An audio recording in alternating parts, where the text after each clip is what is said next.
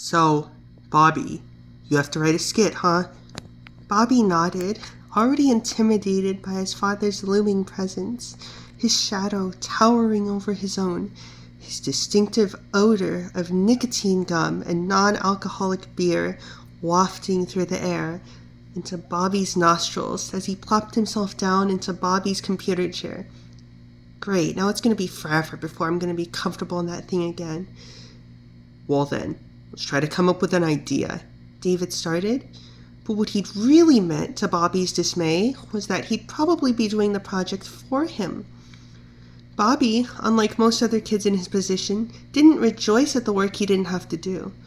Where they might have thought to themselves, "Sweet, a free project, no work for me," he instead cringed, bracing himself for what was surely to come.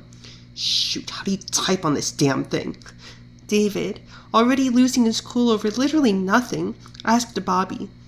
Bobby, already shaken and starting off on the wrong foot, dragged the mouse over to his text editor and clicked without saying a word.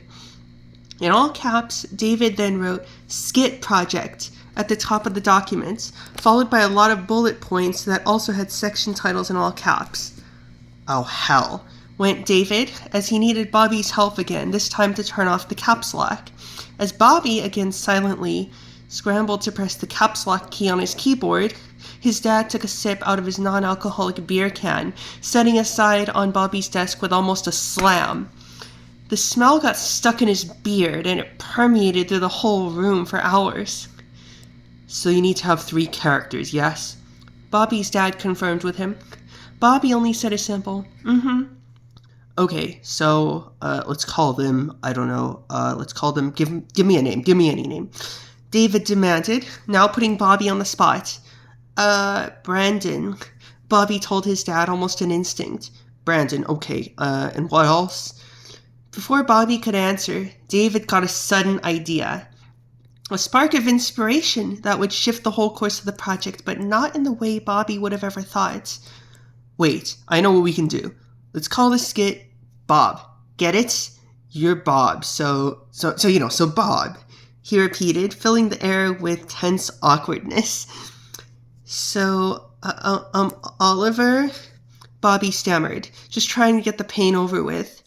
Rather than investing his son in his school project, David seemed to be pushing him away from it with every passing second. "Okay, and, well, why not make the third guy Bobby, like the amazing Bobby?"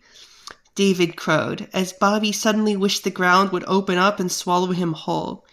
He hated the idea of his project being a proud masterpiece that he didn't come up with, let alone plastered with his own name as if it were some kind of brag.